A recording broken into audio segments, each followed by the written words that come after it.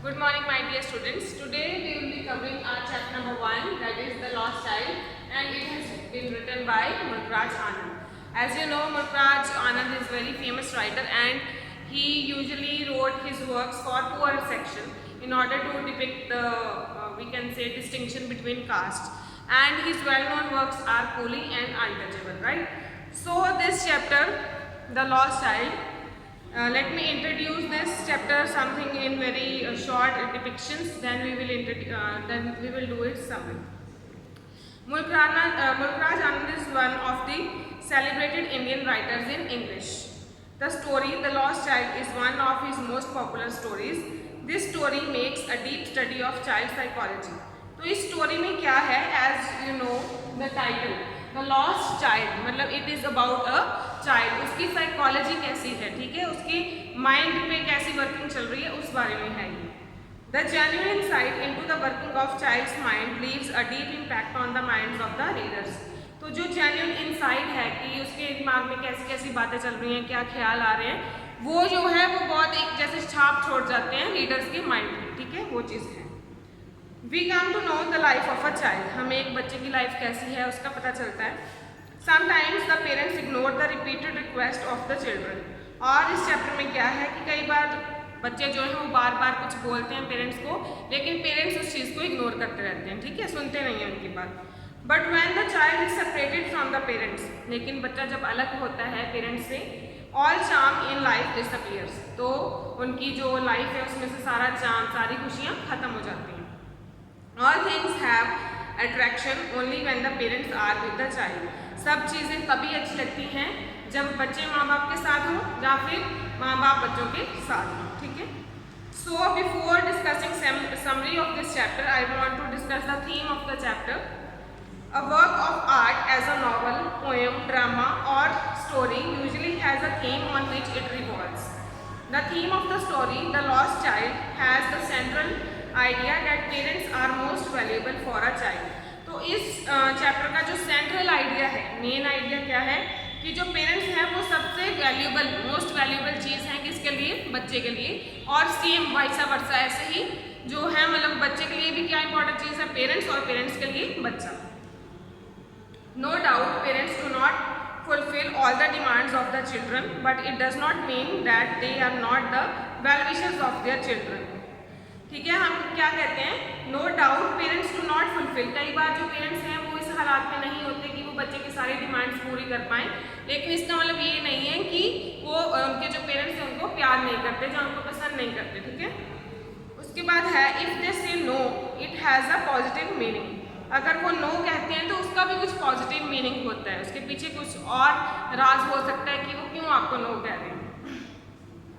In this story we find how the child goes on requesting one thing after the other. इस स्टोरी में हम क्या पढ़ेंगे कि कैसे एक जो बच्चा है वो रिक्वेस्ट करता है, एक चीज़ मांगता है, उसके बाद दूसरी, फिर तीसरी, फिर चौथी, ऐसे चलता रहता है. He wants to get a flower basket. वो क्या चाहता है, वो चाहता है कि उसको जो फ्लावर बास्केट है वो मिल जाए. उसके बाद उसको चाहता है कि उसको स्वीट्स मिल जाएं, बैलून मिल जाए, फिर टॉयज मांगता है, तो ये चलता रहता है. He requires these things when the parents are with him. लेकिन उसको ये चीज़ों की ज़रूरत तभी पड़ती है जब उसके पेरेंट्स उसके साथ होते हैं, तब वो चीज़ें मांगता है. But when he loses his parents, जब उसके पेरेंट्स उससे गुम हो जाते हैं, मतलब उसके साथ नहीं रहते, all the things which he wanted from his parents, but he goes on weeping and crying, ठीक है. But when he loses his parents life becomes dull and sad. लेकिन जब उसके पेरेंट्स गुम हो जाते हैं तो उसकी लाइफ जो है वो सैड हो जाती है, डल हो जाती है, ठीक है. उसको लगता है कि इसमें अब कोई मीनिंग नहीं रहा उसकी लाइफ में. The man offers him all the things which he wanted from his parents. एक इंसान जो उसको मिलता है, एक मैन जो उसको मिलता है, वो उसको वो सारी चीज़ें ऑफर करता है. जैसे वो पहले बैलून्स मांगता है, टॉयज़ मांगता है, तो वो सारा वो कहता है कि चलो मैं तुम्हें लेके देता हूँ, क्योंकि वो बहुत ज़ोर ज़ोर से रो रहा था, तो वो उसको लगता है कि चलो मैं इसको लेके दूंगा तो ये शायद चुप हो जाएगा.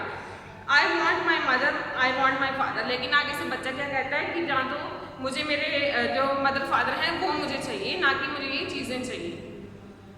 This clearly shows that parents have the greatest value in the eyes of the children. तो इससे पता चलता है कि एक बच्चे के लिए उसके पेरेंट्स जो हैं वो कितनी इंपॉर्टेंट चीज़ होते हैं, ठीक है. अब हम इस चैप्टर की समरी पढ़ेंगे. फेस्टिवल ऑफ स्प्रिंग, तो आपने सीजन्स तो पढ़े ही होंगे, जैसे ऑटम होता है, स्प्रिंग होता है, ये सीजन्स हैं, ठीक है। विंटर है, समर है। तो स्प्रिंग सीजन जो है वो मार्च टू जून तक का पीरियड होता है। It was the spring season, तो स्प्रिंग सीजन की बात हो रही है। People were going in large number two the fair of spring, बहुत बड़ी संख्या में जो लोग थे वो कहाँ जा रहे थे, जो मेला लगा था स्प्रिंग का, ठीक है, स्प्रिंग सीजन का कोई फेयर लगा हुआ था, मेला लगा था, वहाँ पे जा रहे थे। A child was going to the fair along with his parents, तो ऐसी एक फैमिली थी, उसमें पेरेंट्स थे और साथ में बच्चा था, तो वो भी फेयर पे जा रहे थे, तीनों लोग, ठीक है, मदर, फादर और child.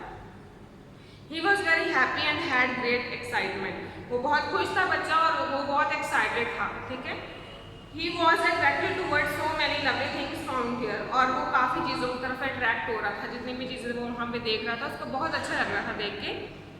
The toys in the shop had a special fascination for the child, तो जो टॉयज एक शॉप पे रखे हुए थे, दुकान पे जो खिलौने रखे हुए थे, उन्होंने बहुत फैसिनेट किया उस बच्चे को, अपनी तरफ अट्रैक्ट किया। Here is written the word attraction, which is meaning of fascination, तो वो खिलौने उसको बहुत अट्रैक्ट करते हैं बच्चे को। He requested his parents to buy him a toy, तो वो अपने पेरेंट्स को रिक्वेस्ट करता है कि आप मुझे ये जो खिलौना है वो ले दो। But his parents diverted his attention, लेकिन उसके जो पेरेंट्स हैं वो चाहते हैं कि उसका ध्यान कहीं और लग जाए, ठीक है, कि उस चीज़ से हटके वो कहीं और फोकस करे। डाइवर्ट मीन्स चेंज, उसके जो माइंड में वो चीज़ आ रही है उसको चेंज करना चाहते हैं। देन है attraction of other things, there were so many other things to attract the attention of the child, तो वहाँ पे बहुत सारी चीज़ें थी जो बच्चे को अट्रैक्ट कर रही थी। Mustard flowers were making the fields golden, mustard flowers थे वहाँ, जो सरसों के खेत जैसे फूल लगे होते हैं जिसमें से तेल निकलता है, मस्टर्ड ऑयल निकलता है, तो वो वहाँ पे खेत था, ठीक है, बहुत सारा वहाँ पे मस्टर्ड फील्ड थे। तो वो क्या देखते हैं कि वो फील्ड्स पूरे गोल्डन लग रहे हैं, क्योंकि उनके जो फ्लावर्स होते हैं वो कौन से कलर के होते हैं, येलो कलर के होते हैं, तो उस वजह से उसको सारा गोल्डन लग रहा था, तो उसको बहुत अट्रैक्ट कर रही थी ये चीज़। The dragon flies were fluttering in the field, और वो क्या देखते हैं कि जो ड्रैगन फ्लाइज हैं, जैसे बटरफ्लाइज होती हैं ऐसे ड्रैगन फ्लाइज होती हैं, ठीक है, तो वो वहाँ पे उड़ रही थी फील्ड्स में, उन फील्ड्स के ऊपर जो सरसों के खेत थे वहाँ पे वो ऊपर फ्लाई कर रही थी। कौन सी चीज़, dragon flies. Here is written the word fluttering, which means flying, उड़ना। The child wanted to catch a dragonfly, child चाहता था, बच्चा चाहता था कि मैं उस चीज़ को पकड़ूँ, ड्रैगन फ्लाई को पकड़ लूँ। In the meantime his mother called him, और उसी टाइम में क्या होता है कि उसकी जो मदर है वो उसको आवाज़ लगाती है। He followed his parents, और वो फॉलो करना शुरू कर देता है, अपने पेरेंट्स के साथ साथ चलना शुरू कर देता है। Now he heard the doves going, अब वो क्या सुनता है कि जो doves हैं, dove एक टाइप ऑफ बर्ड होता है, ठीक है, डव इज अ बर्ड, आपको पता भी होगा, आपने देखा भी होगा शायद। तो वो देखता है कि उनकी आवाज़ आ रही है, कोई मतलब वो आवाज़ कर रही थी। Some little insects caught his attention, और भी वहाँ पे छोटे मोटे ऐसे कीड़े मकोड़े से होते हैं, वो उसको बहुत अट्रैक्ट करते हैं। अब उनकी एंट्री होती है फेयर में, entry in the fair. The child entered the fair along with his parents, तो चाइल्ड जो है वो एंटर करता है मेले में अपने पेरेंट्स के साथ। He had a sweet meat seller selling sweets, तो वहाँ पे वो क्या देखता है, एक स्वीट मीट सेलर, मतलब क्या बेच रहा है, वो क्या चीज़ें सेल कर रहा है, गुलाब जामुन, रसगुल्ला, बर्फी, जलेबी, ये सब वो देखता है कि वहाँ पे बेची जा रही है। The child's mouth watered at the mention of barfi, तो जब वो बर्फी देखता है तो उसके माइंड में एकदम से मतलब उसके मुंह में पानी आ जाता है वो चीज़ को सोच के, ठीक है। He said to his parents, I want that barfi, तो अपने पेरेंट्स को वो क्या बोलता है कि मुझे ये बर्फी चाहिए। But his request was ignored by his parents, लेकिन जो उसके पेरेंट्स होते हैं वो इग्नोर कर देते हैं उस रिक्वेस्ट को। Other things and scenes at the fair, इसके अलावा और क्या चीज़ें हैं और क्या सीन्स हैं उस मेले पे, क्या सीन होते हैं। The child followed his parents in the fair, तो बच्चा जो है वो फॉलो करता है अपने पेरेंट्स को फेयर में। He saw a flower seller selling garlands of flowers, और वो क्या देखता है कि जो फ्लावर सेलर है वो क्या बेच रहा है, गार्लैंड्स ऑफ फ्लावर्स। अब गार्लैंड्स क्या होता है, जो हार बना होता है फूलों का, उसको गार्लैंड हम बोलते हैं। तो वो देखता है कि वो बेच रहा है, तो चाइल्ड जो है बच्चा वो क्या चाहता है, wanted to have a basket of flowers, तो वो बच्चा चाहता है कि मेरी ये बास्केट जो भरी हुई है फूलों से वो मुझे मिल जाए। But he new that his parents would not by the basket of flowers, but उसको क्या वो सोचता है कि अब मेरे पेरेंट्स तो मुझे ये दिलाएंगे नहीं, बास्केट ऑफ फ्लावर्स मुझे नहीं लेके देंगे। That is why he followed his parents, तो वो क्या कहता है, इसलिए वो अपने पेरेंट्स को फॉलो करता रहता है। Then he saw a balloon seller, उसके बाद वो किसको देखता है, बैलून सेलर को देखता है, जो गुब्बारे बेच रहा होता है उसको देखता है। He had a desire to buy the balloons, तो उसको डिज़ायर होती है, मतलब वो उसका मन करता है कि मुझे ये बैलून्स मिल जाएं। But his parents response was clear to him, लेकिन उसको पता था कि अगेन मेरे पेरेंट्स का क्या रिस्पॉन्स होने वाला है। अब क्या होता है, द चाइल्ड इज लॉस्ट, बच्चा जो है वो गुम जाता है। The child was following his parents when suddenly he saw a snake charmer, तो बच्चा जो था अपने पेरेंट्स के साथ चल रहा था, लेकिन वो सडनली किसको देखता है, स्नेक चार्मर को। स्नेक चार्मर कौन होता है, जो सांप पकड़ता है, ठीक है। The snake charmer was playing a flute to the snake, तो जो स्नेक चार्मर था वो फ्लूट बजा रहा था। फ्लूट एक म्यूजिकल इंस्ट्रूमेंट होता है, आपको पता होगा, तो वो किसके लिए बजा रहा था, ये स्नेक के लिए, ठीक है। The child was attracted towards the snake charmer, तो अब जो बच्चा है वो स्नेक चार्मर की तरफ अट्रैक्ट हो जाता है। He remembered his parents asking him not to hear such music, लेकिन उसको याद आता है कि उसके पेरेंट्स ने बोला था कि ऐसा म्यूजिक नहीं सुनना। ही वेंट ऑन वॉकिंग, तो वो चलता रहता है। Then he saw a merry go round, ठीक है। The people were enjoying riding on it, तो अब वो क्या देखता है, झूला देखता है जिसमें लोग जो है मतलब बैठ के झूला झूल रहे होते हैं। तो जो लोग थे वो वहाँ पे बहुत इंजॉय कर रहे थे उस पर राइड करके।